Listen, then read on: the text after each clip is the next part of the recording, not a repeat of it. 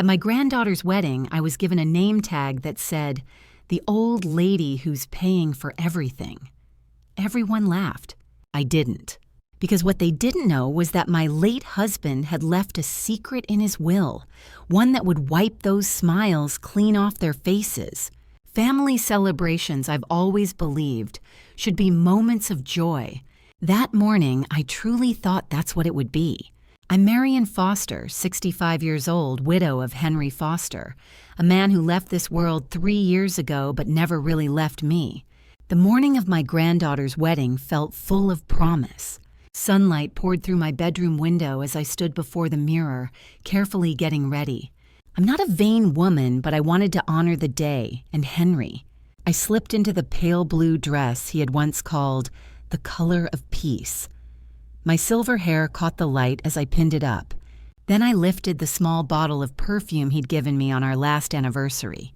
"You look beautiful, Marian," I whispered to my reflection, imagining his voice answering back. The ceremony at St. Mark's Church was beautiful, simple, heartfelt, perfect. Olivia, my granddaughter, glowed as she walked down the aisle toward Evan Brooks, her face shining with happiness. My son Thomas escorted her, his chest puffed out, his smile wide for the cameras. Even Diana, my daughter-in-law, dabbed her eyes behind her flawless makeup. I sat in the front pew and let the music wash over me. The scent of lilies filled the church. For a brief moment, I thought maybe, just maybe, this family could be whole again. But peace, I've learned, is often an illusion. The reception was held in the grand ballroom of the Westbrook Hotel, crystal chandeliers, soft jazz, laughter echoing against marble floors. Guests mingled around the check-in table, collecting their name tags and table assignments. A young woman with a headset smiled brightly when I approached. "You must be Mrs. Foster.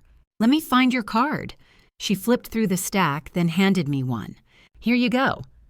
I smiled, expecting it to read Marian Foster, grandmother of the bride. Instead, in elegant black calligraphy, it said, "The old lady who will pay for everything." My hand froze mid-air. For a moment, I couldn't breathe.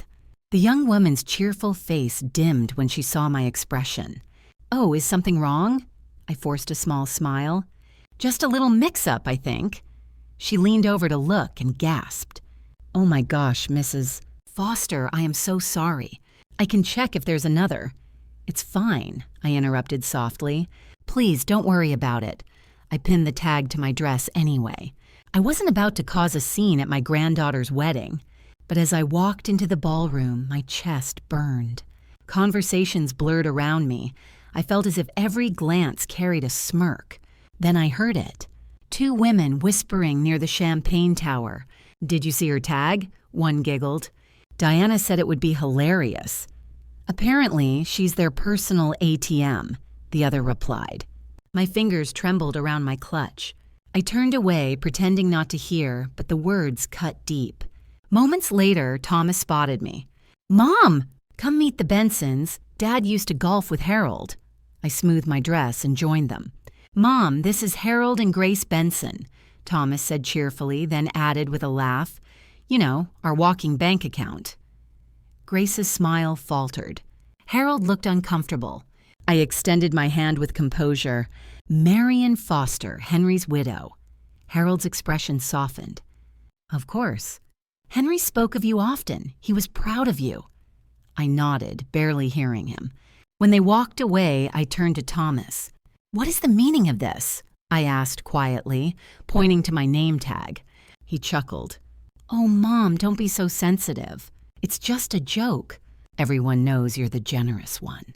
Lighten up, it's a party." "It's humiliating," I said, my voice barely above a whisper. "Oh, please," he muttered, rolling his eyes. Then Diana appeared, dazzling in her champagne-colored gown. "There you are, Marian," she cooed. "Has Thomas been introducing you around? We want everyone to know who made this gorgeous wedding possible." She winked, and they both laughed. The smile I gave them was thin as glass. "Excuse me," I said softly. "I need a moment." In the restroom, I locked the door and leaned over the counter. My reflection stared back at me, cheeks flushed, eyes burning. I took a deep breath, dabbed at my makeup, and whispered to myself, "Don't let them see you cry." Not today. Just then, the door opened and an older gentleman stepped in, startled. "Oh, my apologies, wrong room." He backed out quickly, then called from the hall, "Mrs. Foster." "Marian." The voice was familiar. I opened the door. "Victor Langford," I said softly. "Henry's attorney, the man who had handled the estate." He smiled kindly, then frowned as his gaze dropped to my tag. "I saw that and heard a few of the comments. Are you all right?" "It's nothing," I said quickly. "Apparently it's just a joke." His expression darkened. "It's not funny. Henry would have been furious." He hesitated, lowering his voice. "There's something you should know, something Henry asked me to keep private unless it ever became necessary." My stomach tightened. Necessary. He reached into his jacket and withdrew a sealed envelope, the edges slightly worn. He added a codicil to his will shortly before he passed. My breath caught. "A codicil? Why?" "Read it," he said simply. I unfolded the papers inside. The legal language was dense, but the message was painfully clear. Any descendant who publicly humiliates Marian Foster will forfeit their inheritance. I looked up, stunned. He wrote this." Victor nodded. "He wanted to protect you, but he also wanted them to treat you with love, not fear." He said, "I hope she never needs this." I pressed the pages to my chest. He never told me. "He believed in their better nature," Victor said softly. "He believed they'd never make it necessary." Through the half-open door, I could hear laughter from the ballroom, the clinking of glasses, the sound of Thomas's voice carrying above the crowd. I folded the papers carefully and handed them back to Victor. "Keep it," I said. He looked at me, surprised. "You're not going to say anything?" "Not yet." I managed a small, steady smile. "I want to see just how far they'll go." When I stepped back into the golden light of the ballroom, my name tag still gleamed against my blue dress. But now, it no longer felt like a mark of shame. It felt like evidence. The music swelled again. I moved through the crowd, silent, composed, watching every smile, every whisper, every toast. The humiliation still burned, but beneath it, something colder began to take root, calm, deliberate, and unshakable. Determination. The next morning, the ballroom laughter was still echoing in my head. I sat at my kitchen table, the same one Henry and I had shared countless breakfasts at, and placed the name tag in front of me. The black calligraphy gleamed under the soft light. "The old lady who will pay for everything." For years, I'd brushed off small insults disguised as jokes, believing love could excuse almost anything. But now, with Henry gone and that cruel little tag staring back at me, I could no longer pretend. The house was quiet. Only the faint ticking of the clock and the hum of the refrigerator filled the space. I traced my finger over the edge of the tag, thinking about how it had come to this, how a family built on respect and decency had turned into one built on expectation and entitlement. It hadn't happened overnight. The change was slow, creeping, polite at first. I still remember the first time Thomas and Diana asked for help, 6 months after Henry's funeral. They had invited me over for dinner, a rare gesture even then. The table was beautifully set, candles glowing, Diana in her perfect hostess smile. I'd almost felt comforted until dessert came, and Thomas cleared his throat. "Mom," he began, "Pamela and I were thinking about remodeling the kitchen, just updating it a bit, new counters, maybe better lighting. It would make the house feel more like home." "That sounds wonderful," I'd said, happy to hear them planning something together. He smiled, glancing at Diana. "The thing is, with tuition for Olivia and Daniel, we're a little tight right now." Diana reached over and touched my hand, her tone smooth, sympathetic. "We just thought you might want to help. After all, Henry always said family comes first." That night, I wrote them a check for $30,000. It had felt generous at the time, loving even. But looking back now, I realize it was the first domino to fall. After that came requests for tuition, then a new car for safety reasons, a family vacation to Hawaii, because memories are priceless. Every time, the same smile, the same soft pressure. Over 3 years, I had given them nearly $250,000. I didn't keep track back then. Henry and I had been careful with money, and I'd never thought of it as something I'd have to defend. But as I sat there now, I pulled open the hall closet, took down an old storage box, and began spreading the records across the floor. Bank statements, receipts, copies of checks. Evidence of a pattern I'd been too blind or too trusting to see.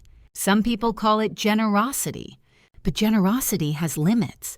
What they did was dependency, manipulation dressed in gratitude. The phone rang. The sound startled me. I reached for it, my hand trembling slightly. "Marian, sweetheart." Diana's voice was syrupy, too bright for the early hour. "I've been calling your cell. Are you all right? You must be exhausted after yesterday." "I'm fine," I said, my voice even. "Oh, wasn't it beautiful?" Olivia looked radiant.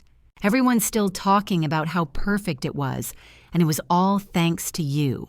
You're the reason it came together." Her flattery flowed like practiced lines in a play. I said nothing, waiting for the other shoe to drop. "Actually," she continued after a pause, "I wanted to mention something small. Mark's parents were supposed to pay for the honeymoon, but his father's company has been having difficulties. They had to cancel their contribution at the last minute." "I'm sorry to hear that," I replied. "Yes, well, Olivia's devastated. They've been dreaming of Bali for months. 2 weeks at a private villa, just imagine." I could imagine it, vividly.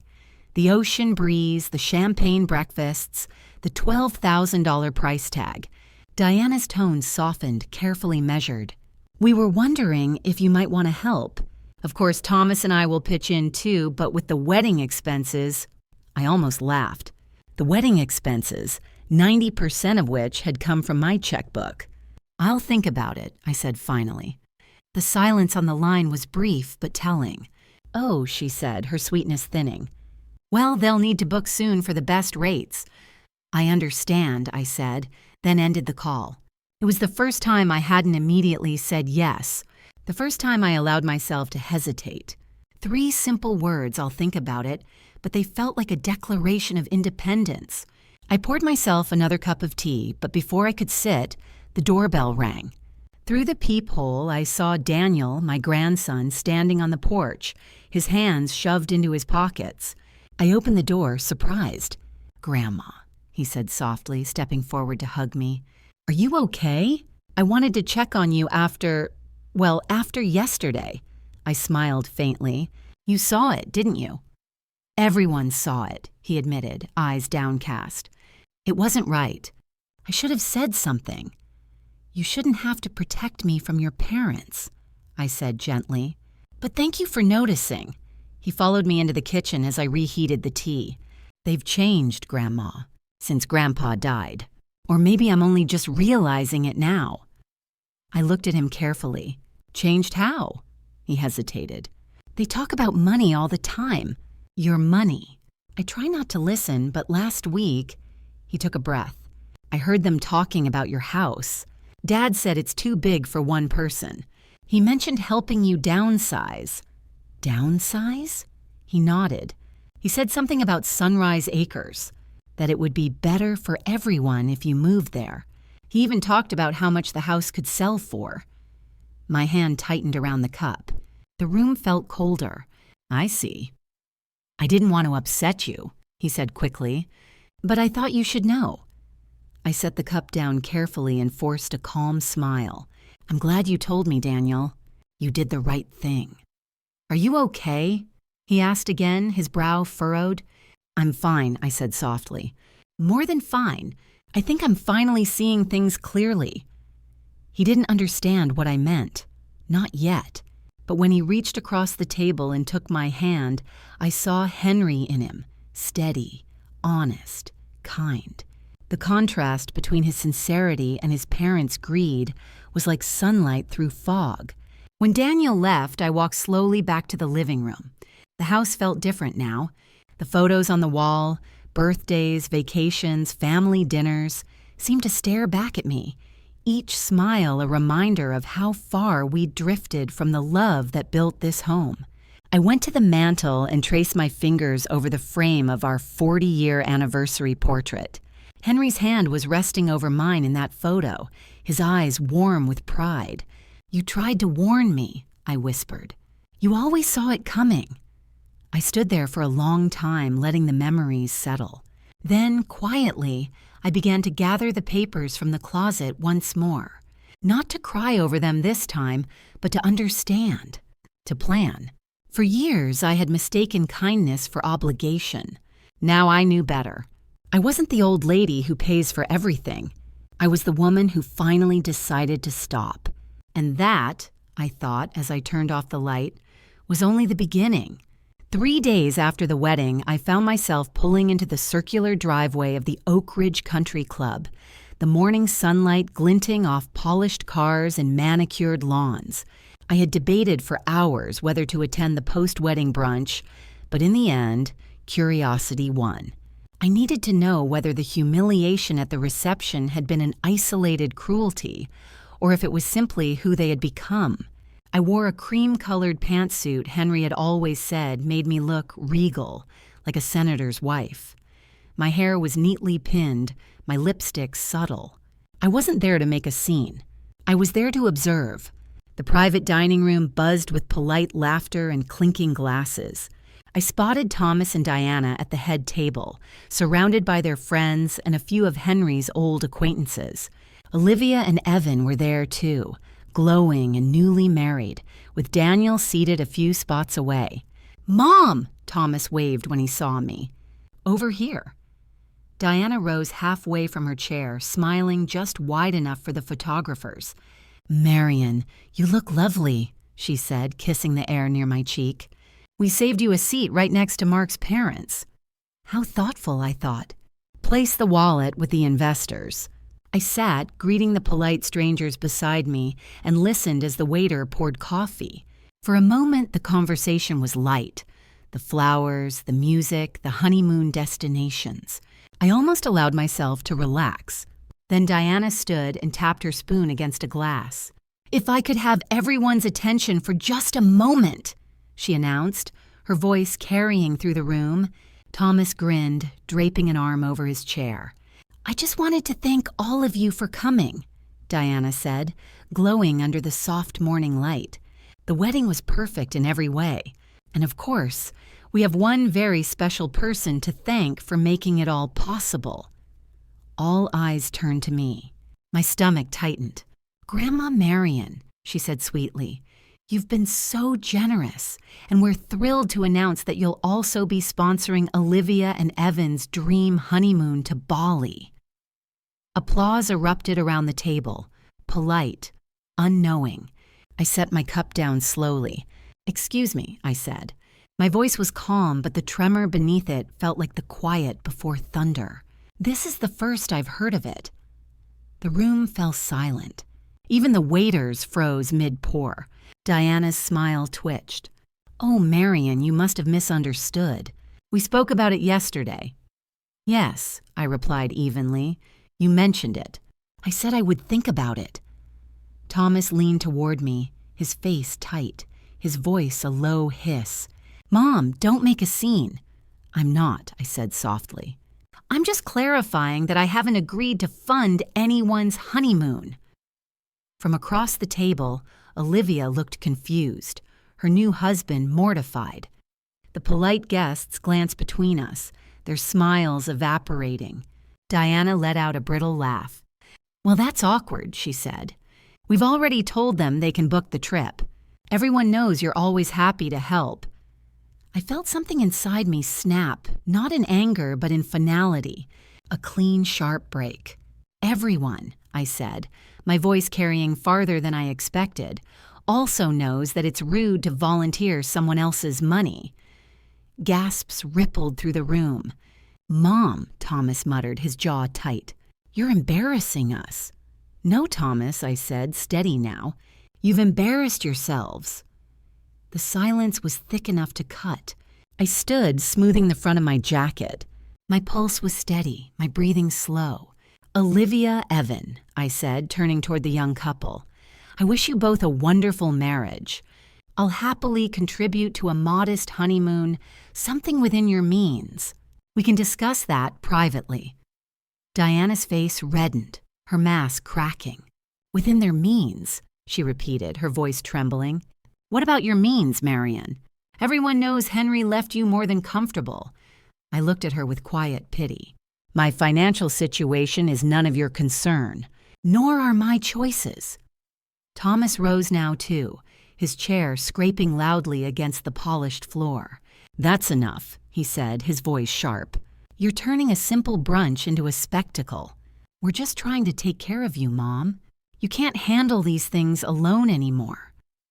I stared at him, really seeing him for the first time, not as my son, but as a man shaped by greed, hiding behind the guise of concern.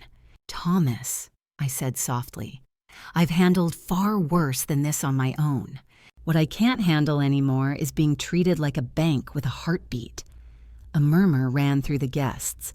Diana tugged at his sleeve, whispering, "Sit down." But he didn't. He glared at me as if I were the one ruining everything. "After everything we've done for you, this is how you repay us? Publicly humiliating your family?" The irony almost made me laugh. "I'm not humiliating anyone," I said calmly. "I'm reclaiming my dignity." The words hung in the air, echoing louder than any shout could have. Then Daniel stood. The movement startled everyone. "I'll walk you out, Grandma," he said quietly but firmly. Thomas whipped around. "Daniel, sit down." "No," Daniel said, meeting his father's glare. "I think Grandma's right." For a second, Thomas looked like he might explode. But Daniel was taller now, surer, and his steady gaze made it clear he wouldn't back down. I turned to the room, offering a polite smile. "Thank you all for a lovely morning," I said. "Enjoy the rest of your meal." The room stayed silent as I walked toward the exit, Daniel beside me.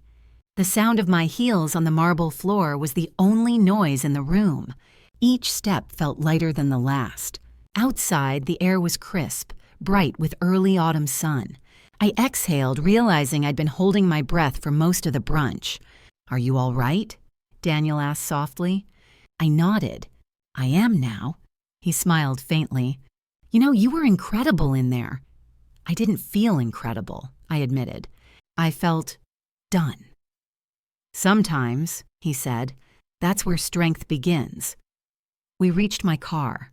I paused before opening the door, looking back at the imposing facade of the country club, the symbol of their world, their pretense, their priorities. "I think your grandfather would have liked you," I said quietly. Daniel laughed. "He did, Grandma. He always did." I smiled, my chest tight with emotion. "Then I suppose it runs in the family, at least somewhere." As I drove home, I didn't feel regret. I didn't even feel anger anymore. What I felt was something steadier, quieter, more certain, like standing on solid ground after years of sinking sand. For the first time since Henry's death, I had drawn a line, and this time I wasn't stepping back. By the time I got home from the brunch, the sun had already dipped below the trees, and the air outside had turned heavy and still. I didn't bother turning on the lights right away. The quiet was comforting, the kind of quiet that feels earned, the kind that follows a storm. Daniel was still there, sitting at my kitchen table with a cup of coffee he'd made while waiting for me. The sight of him, calm and patient, was like a small anchor in the chaos that had become my life. "How bad was it?" he asked gently. I gave him a tired smile. "Let's just say your father won't be inviting me to brunch again anytime soon." He laughed softly, but there was worry behind it. "He'll cool down." I wasn't so sure. As if summoned by the thought, headlights swept across the front window, cutting through the dimness. Tires crunched against the gravel drive. A car door slammed. My chest tightened. He's here. Before Daniel could answer, the front door flew open. Thomas strode in without knocking, his face red, his tie loosened, eyes burning with anger. "What the hell was that performance today, Mom?" he demanded, slamming the door behind him. "You humiliated us in front of half the town." I stayed where I was, hands resting lightly on the counter. "Good evening, Thomas." "Don't good evening me," he snapped. "You made Diana look like a fool. You embarrassed Olivia. Do you even realize how cruel that was?" Daniel stood up from the table. "Dad, maybe calm down." "Stay out of this, Daniel," Thomas barked. "This is between your grandmother and me." "No," I said evenly. "If we're going to have this conversation, Daniel stays." Thomas turned to me, his expression hard. "You think dragging him into this will make you look like the victim? You've been poisoning him against us, haven't you?" I folded my hands, keeping my voice calm. "I don't need to poison anyone, Thomas. People can see the truth on their own." He laughed harshly. "The truth? You mean the version where you play the saint and I'm the greedy son?" He took a step closer, his presence filling the room. "I've been trying to take care of you, Mom. Ever since Dad died, I've been making sure you're safe, comfortable. And this is the thanks I get?" Daniel moved slightly, instinctively stepping between us. "She doesn't need you to take care of her. She needs you to respect her." "Don't you dare lecture me, boy," Thomas shot back. "You don't understand the responsibility of family. When your mother and I worry about Grandma, it's because we care." "Then maybe start acting like it," Daniel said, his tone steady, mature beyond his years. Thomas turned his glare on him, then back to me. "You've really done a number on him, turning my own son against me. God, you sound just like Dad, always acting like I'm some kind of disappointment." I took a slow breath. "Thomas, this isn't about your father or your pride. It's about boundaries. I have every right to decide what I do with my money, my house, and my life." He scoffed. "You don't even know what you're doing with it. You're giving it away to God knows who. If you'd let me handle things, you wouldn't have to worry." "Handle things?" I repeated. "You mean control them?" "That's not what I said." "That's exactly what you said." My tone sharpened just enough to cut through his bluster. "You've been trying to manage me like a business account, Thomas. Every visit, every phone call, every dinner, it all comes with a price tag. You treat my life like a balance sheet." He slammed his fist against the counter. "Enough! You're twisting everything I've done for you." I didn't flinch. The sound echoed through the house, then faded into silence. Daniel stepped forward. "Dad, stop yelling!" Thomas pointed at him. "You don't tell me what to do in my mother's house." "It's her house," Daniel said firmly. The words landed like a blow. For a moment, Thomas said nothing. His eyes darted around the kitchen, the framed photographs, the smell of Henry's old leather chair still lingering faintly in the air. Then he laughed bitterly. "You think this house is really yours, Mom? You can't keep up with it. It's falling apart. You'd be better off selling it and moving somewhere safe, somewhere like Sunrise Acres." The name hit me like ice water. "So Daniel was right," I said quietly. "You've already made plans for my future." "It's not like that," Thomas said quickly. You were just deciding where to put me," I interrupted. "Without asking. Without even pretending to care how I'd feel about it." He threw up his hands. "We're trying to help you. You're not young anymore, Mom. It's time to think practically." I stepped closer, close enough to look him straight in the eyes, the same blue-gray Henry once had, though without his warmth. "I am not old enough to be dismissed. I am not weak or senile or incapable. I am 65, not 95. And I am perfectly capable of managing my own finances and my own home." Thomas stared at me, stunned by the firmness in my voice. "You've mistaken patience for weakness," I continued, each word deliberate. "You've mistaken love for obligation, and you've mistaken silence for consent. That ends tonight." He shook his head, disbelief flickering across his face. "You can't mean that." "I do. You're really choosing Daniel over your own son? I'm choosing self-respect, I said quietly, and you should try it sometime. For a long moment, no one spoke. The air between us felt thick, charged. Then Thomas exhaled sharply, backing toward the door. Fine, have it your way. But don't come crying to me when this all blows up in your face. I won't, I said. He hesitated at the doorway, his anger barely held together. You'll regret this, Mom. You always do. Not this time. The door slammed, the sound reverberating through the house. For a few seconds, all I could hear was my heartbeat. Then Daniel stepped closer, his voice soft. You okay? I let out a breath I didn't realize I'd been holding. I am now. He smiled, but his eyes were still shadowed with worry. I'm sorry you had to go through that. I shook my head. No, I needed to. We stood in silence for a while, the air between us heavy but clean, like the aftermath of a storm that had finally broken. When Daniel left later that evening, the house felt different again. Quieter, but not lonely. Just mine. I sat on the edge of the sofa, the same place Henry used to sit reading his newspapers, and stared out at the darkened garden. For the first time in years, I didn't feel powerless. I walked to the desk, opened the drawer where I'd kept Victor Langford's card, and picked up the phone. He answered on the second ring. Marian? Victor, I said, steady and sure. I think it's time we talked about Henry's will. Not just the codicil, the whole thing. There was a pause, then his calm voice. Of course. When would you like to come in? Tomorrow, I said. I want to know everything. When I hung up, I stood for a moment listening to the hum of the quiet house. For years, I'd been trapped in a web of guilt, obligation, and manipulation. Tonight, that web had finally torn, and for the first time since Henry died, I wasn't the victim in my own story. I was the author. Victor's office sat on the 12th floor, all glass and quiet. Morning light pooled across his desk, catching in the silver frames that held old photographs of Henry shaking hands with men in suits, smiling on a golf green, standing next to a ribbon cutting I barely remembered. When Victor rose to greet me, there was none of the pity I'd braced for, only respect.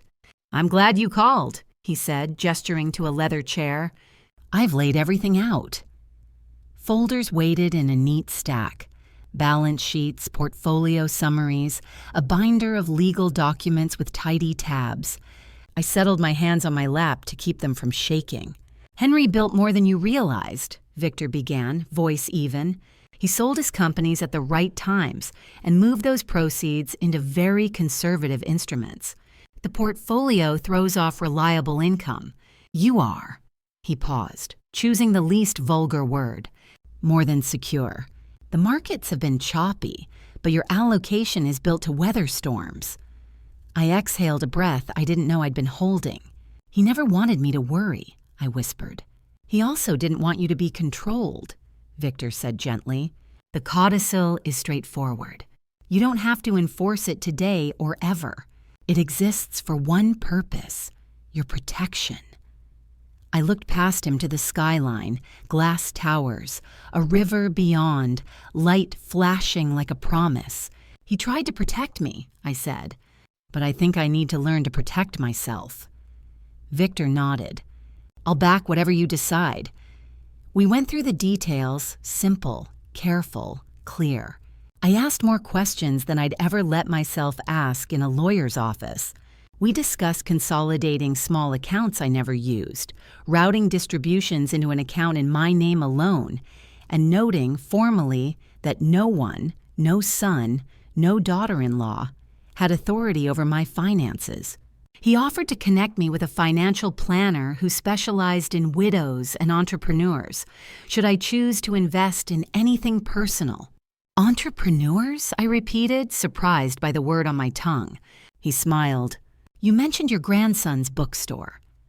I did, and the smile that warmed my face felt like it came from a place I hadn't visited in years. He has an idea, I said. A good one, I think. Something real, something his. Victor made a note. If you decide to invest, we'll structure it properly. Clean documents, accountability. Your choice, loan with terms or equity with milestones. I left with a folder tucked under my arm and a steadier heart in my chest.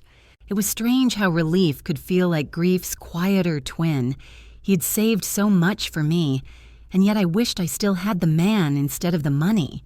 But the feeling that followed, purpose, was entirely my own.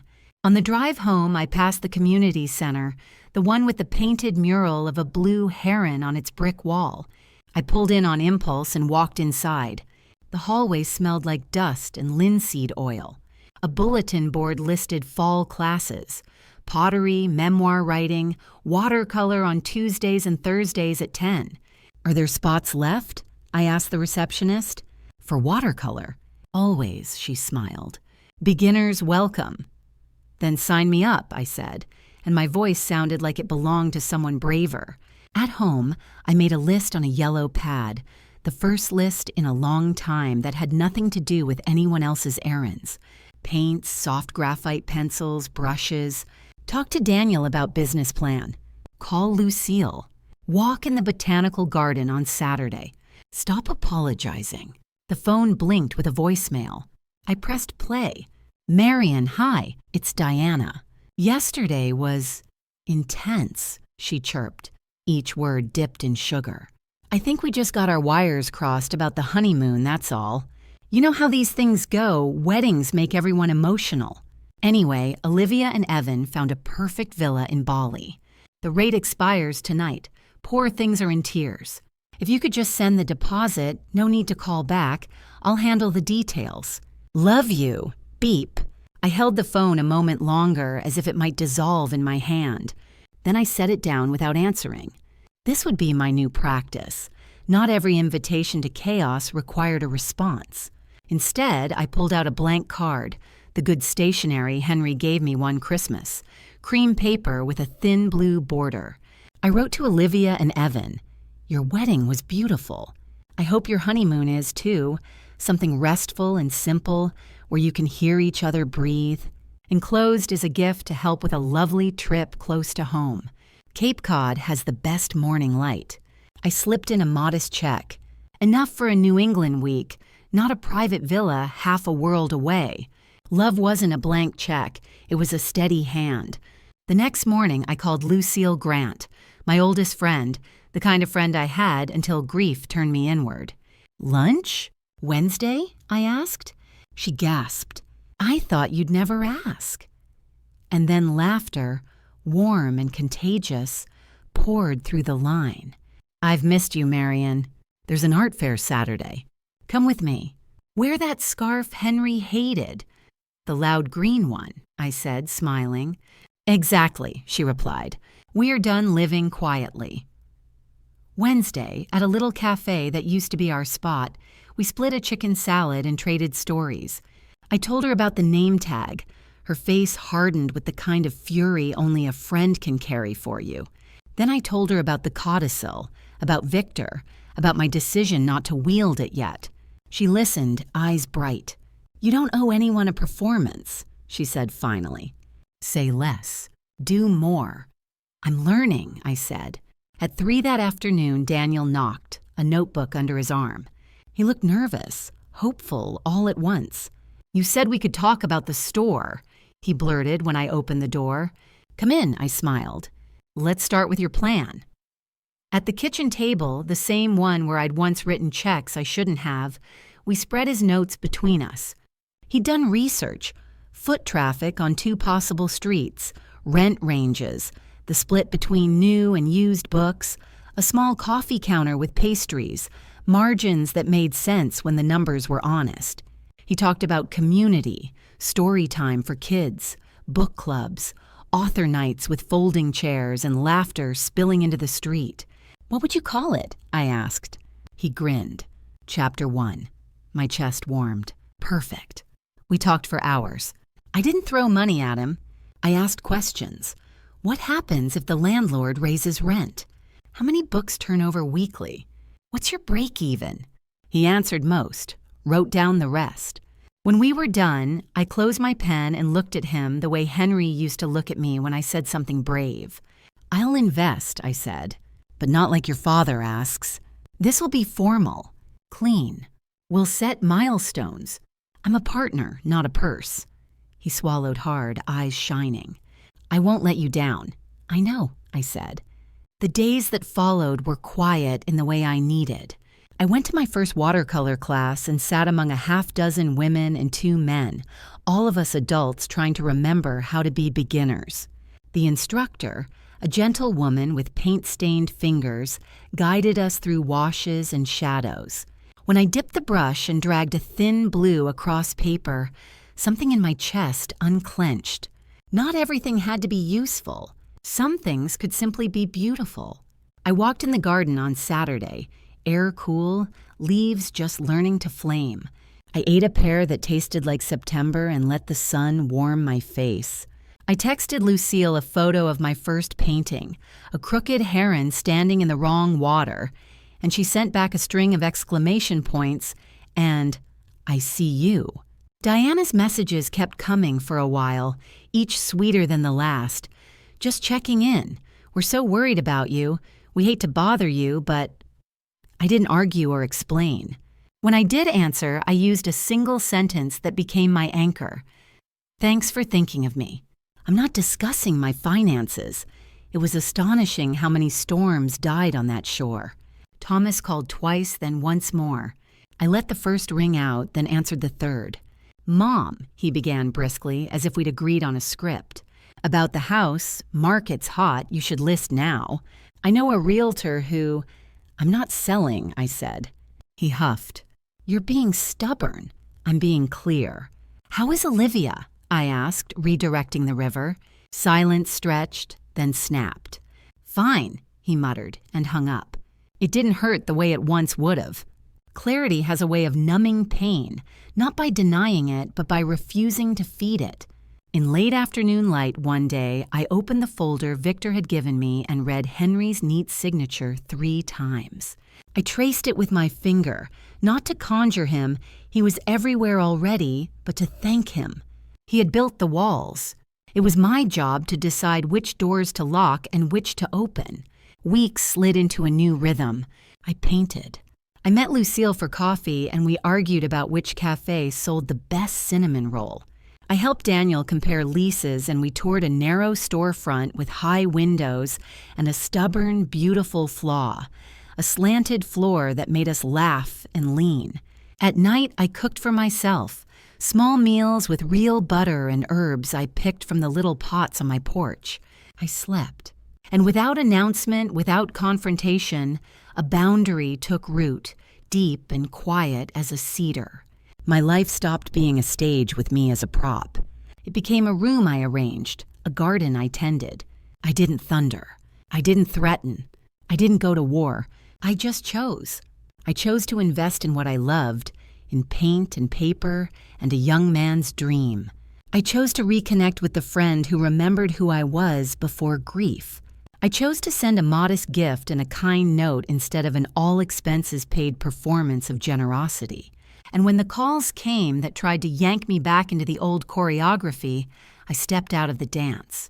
Some days the ache returned, the missing of Henry, the echo of past softness, the reflex to say yes.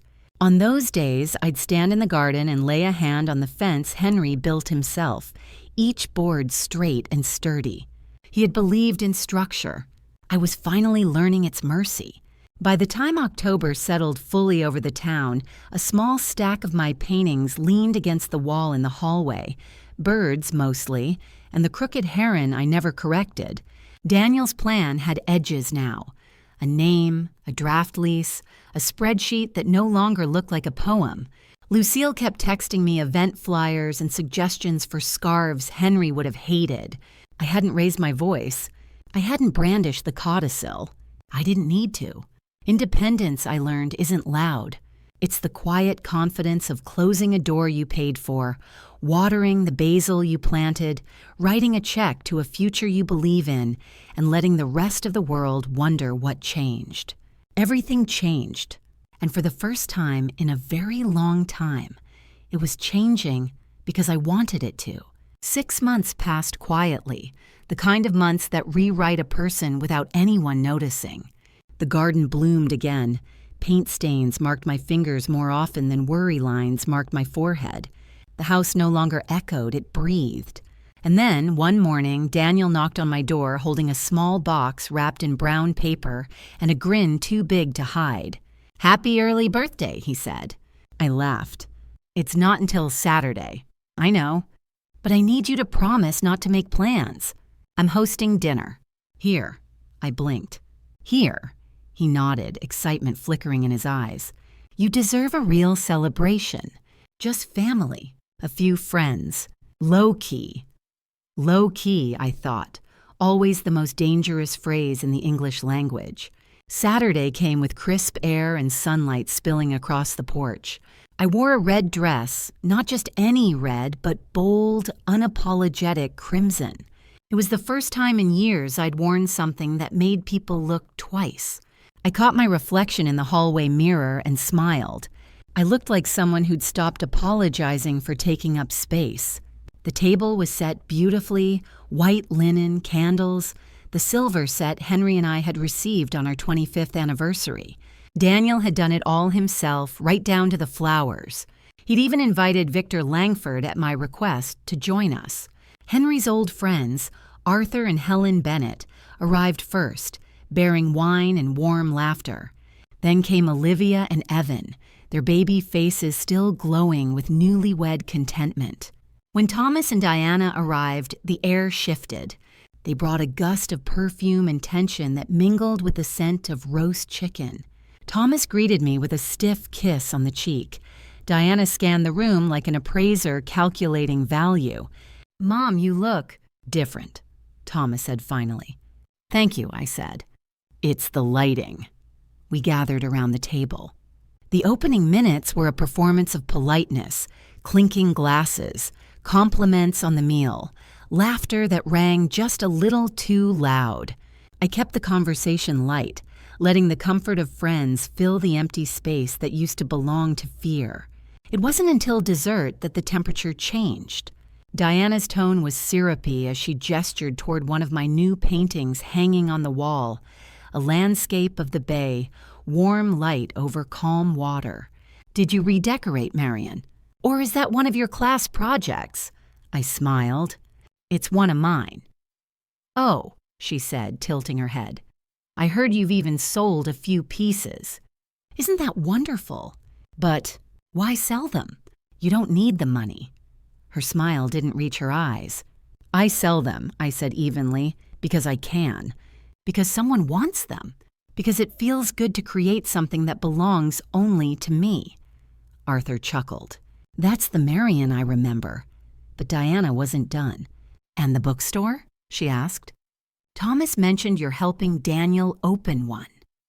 All eyes turned to me. "Yes," I said. "I invested. It's his dream. And he's earning it." Thomas's fork hit the plate with a clatter. "You did what?" "I invested in Daniel's business," I repeated. "Properly, with paperwork and expectations." "You're giving away money to fund a hobby?" Thomas said, his voice rising. "For a bookstore? In this economy? Do you even know how much you've spent?" I took a sip of wine before answering. "I know exactly how much I've spent. And none of it was your business to begin with." "Mom, no, Thomas," I interrupted. "Not this time." The table went still. Only the soft hum of the chandelier filled the pause. Then, with that calm that always preceded his temper, Thomas leaned back. "The family's been talking," he said slowly. "We're worried.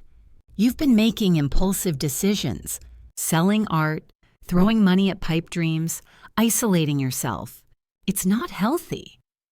"I'm healthier than I've been in years," I said. He ignored me. "We think it's time to establish a formal arrangement. Power of attorney. Just until things are stable." The words fell like stones. Diana added quickly, "It's just precautionary. We don't want anyone taking advantage of you. People can be manipulative." Victor, who had been quietly observing until then, set down his fork with deliberate care. "Excuse me," he said politely, "but that's a serious legal step. You're suggesting your mother surrender control of her finances?" Thomas bristled. "It's temporary. She's vulnerable. We've seen the signs." "What signs?" Victor asked mildly. "From where I'm sitting, Mrs. Foster seems perfectly competent." "Competent?" Thomas laughed without humor. "You didn't see her at the brunch. She caused a scene in front of everyone. She's giving away money like it's Monopoly cash. She's not thinking straight." I met his eyes. "You're right about one thing, Thomas. I wasn't thinking straight. I was thinking small. That's over now." He slammed his palm against the table, rattling the glasses. "You're embarrassing us again." The echo of his anger rolled through the room. Arthur shifted uncomfortably. Helen set down her napkin. Daniel started to speak, but I raised a hand to stop him. "No," I said, voice calm but firm. "Let's finish this." Thomas leaned forward, veins visible at his temple. "You've lost control, Mom. You need help. I'm just trying to protect you." "Protect me?" I repeated softly.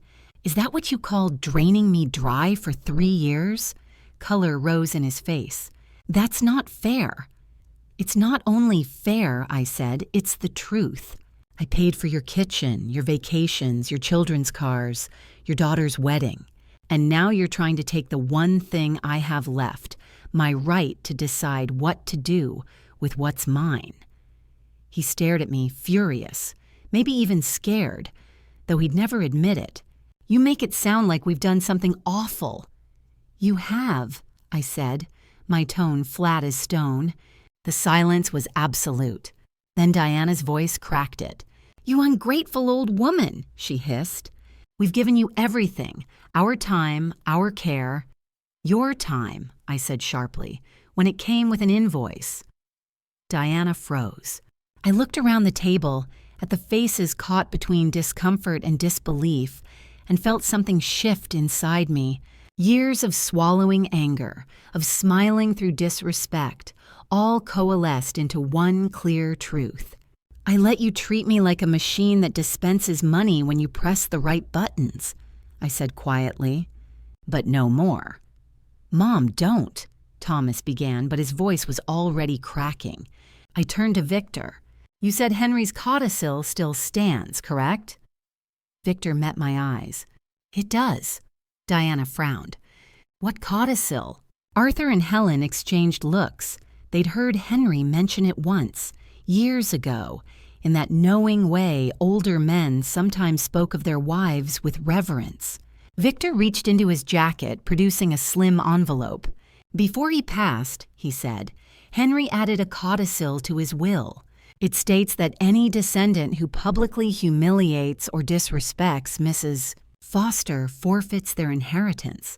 That includes attempts to control her finances or remove her from her home against her wishes." For a heartbeat, no one moved. Then Thomas's voice broke the silence. "You're bluffing." "I'm not," Victor said. "And as executor of Henry's estate, I'm obligated to act if Mrs. Foster confirms these events have occurred." All eyes turned to me. "Mom," Thomas said, his tone desperate now, "you wouldn't." I looked at him, really looked at him, my son, grown and lost somewhere between entitlement and fear. "Henry believed in consequences," I said softly. "And so do I." Diana's face paled. "You can't do this. We're family." "Family," I said, "isn't a license to exploit." Victor's voice was steady. "Mrs. Foster, do you wish to enforce the codicil?" I took a slow breath, feeling Henry's presence somewhere in the room, quiet, approving. "Yes," I said. The word landed like a door closing. Thomas sank back in his chair, face drained of color. "You'll regret this," he whispered. "I already regretted staying silent," I replied. Victor folded the papers neatly. Then, effective immediately, Thomas and Diana Foster forfeit their portions of the estate. Those shares will revert to Mrs. Foster and the next eligible descendant, Daniel Foster. Daniel's eyes widened. I didn't know, Grandma. I swear I didn't. I know, I said, touching his hand. That's why you deserve it. Arthur cleared his throat softly. Henry would be proud, Marian. The rest of the room sat in stunned quiet. Even the clock on the mantel seemed to hold its breath. Thomas rose abruptly, his chair scraping harshly against the floor. You've destroyed this family, he said, voice trembling with fury. No, I said. You did that the moment you forgot what family means. He glared at me one last time, then stormed out. Diana followed, her heels sharp against the tile, her silence louder than his shouting. The door slammed, and the sound seemed to echo into something final. For a long time, no one spoke. The air was thick with the gravity of what had just happened. Victor finally broke the silence. Well, he said softly, that's done. Olivia reached for my hand, tears shining in her eyes. I'm sorry, Grandma. For all of it. I squeezed her fingers gently. Then start by being better than we were. When the guests eventually left, the house fell still again. The candles burned low, casting warm light over the red of my dress, the silverware glinting like stars fallen onto linen. I stood in the doorway watching Daniel clear the table, his movements quiet and sure. Are you okay? He asked. I smiled. I'm free. Outside, the night stretched wide and calm, the kind of stillness that feels like a beginning rather than an end. The faint hum of the city drifted in through the open window, blending with the scent of candles and wine. For the first time in years, the house didn't feel heavy with memory. It felt alive with light, with truth, with peace. I turned off the last candle and whispered, to no one and to Henry all at once, we did it. And somewhere in that silence, I swear I could hear him answer. 1 year later, the world looked softer. Not because it had changed, but because I had. The garden bloomed again in careful order, roses pruned, hydrangeas thriving, sunlight filtering through leaves like forgiveness. I still lived in the same house, but it felt different now. Not a fortress of memories, but a home filled with new beginnings. That morning, I stood in front of the bookstore Daniel had opened. Chapter 1, painted in warm gold letters across the glass. The name made me smile every time I saw it. Fitting, really. A bookstore built on lessons learned, not money taken. Inside, the space felt like a living thing. Sunlight streamed through tall windows, dust motes dancing over rows of freshly shelved books. The air smelled of coffee and paper and possibility. Daniel stood behind the counter, sleeves rolled up, rearranging a stack of new arrivals. He looked up when he saw me and broke into a grin. You're early, he said. I wanted to see the place before the rush, I said. It still amazes me. It shouldn't. You believed in me before anyone else did. I smiled. That's what grandmothers are for. He came around the counter and handed me a cup of coffee. Black, just the way I liked it. We're adding a reading program next month, he said, excitement glinting in his eyes. Free tutoring for adults who never learned to read properly. I'm partnering with the community center. That's wonderful, I said. Your grandfather would have been proud. Daniel nodded. I hope so. I want this place to matter, to do something good. I looked around the shop, the soft music, the murmur of early customers, the young barista greeting everyone by name. It already does, I said. A gentle bell above the door chimed, and Olivia stepped in, pushing a stroller. Her face lit up when she saw me. Grandma Marian! I didn't know you'd be here. I laughed softly. I can't stay away from this place. And who do we have here? She leaned down, pulling back the blanket. This is Hannah, Grandma. We named her after Grandpa Henry. My throat tightened. The baby cooed softly, her tiny hands curling around the air. I bent closer, breathing in that sweet new baby scent, innocence and hope. Hello, little Hannah, I whispered. You have no idea how much love you've brought into this world already. Olivia smiled shyly. I wanted to tell you in person. I know. Things were complicated before. The wedding. The way we treated you. I placed a hand on hers. We can leave that behind, darling. What matters is what we build from here." Her eyes filled with tears. I was so wrapped up in Mom and Dad's world. I didn't realize how cruel we'd been until everything fell apart. "You didn't deserve that." "No one does," I said gently, "but we all learn at our own pace." Just then, Daniel came over, his face lighting up at the sight of the baby. "Perfect timing," he said.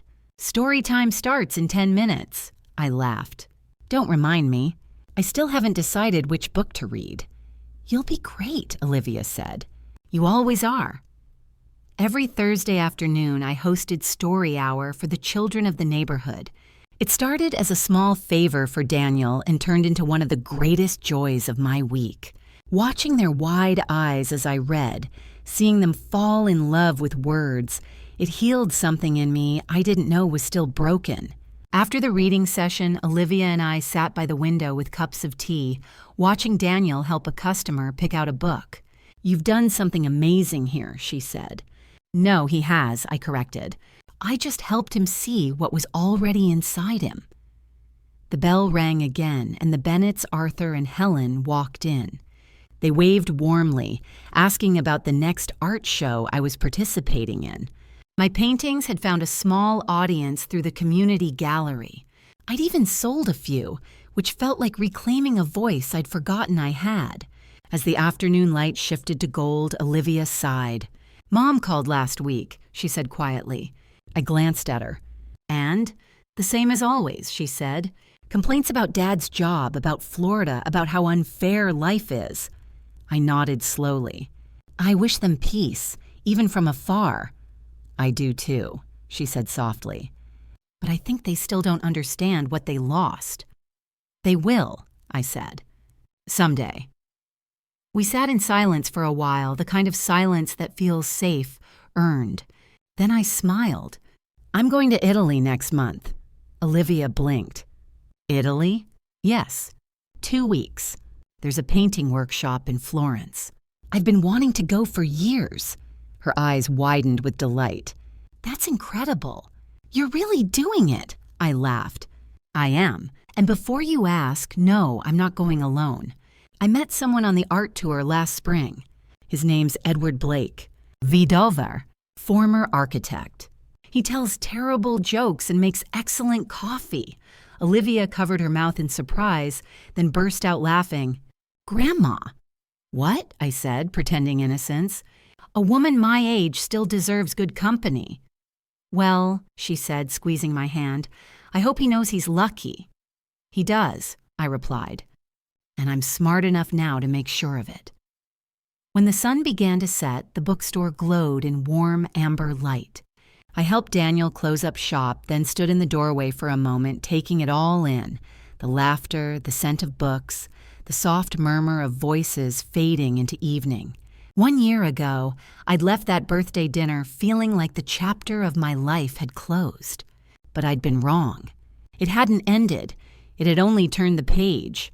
Outside, the street was calm, the air sweet with early spring. Olivia walked ahead of me, pushing baby Hannah's stroller, while Daniel locked the door behind us. For a brief moment, I let myself look up at the fading sky and thought of Henry.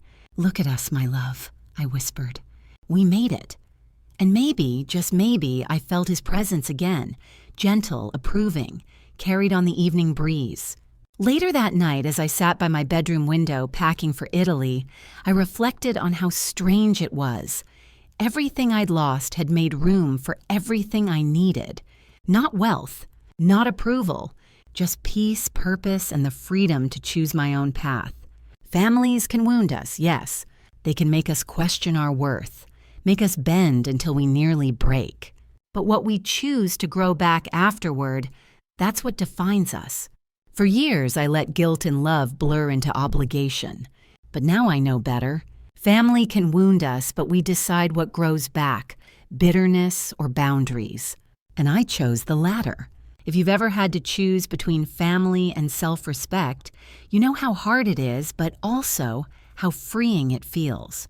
Tell me your thoughts below and where you're watching from. Don't forget to subscribe for more stories that remind us it's never too late to take back your power.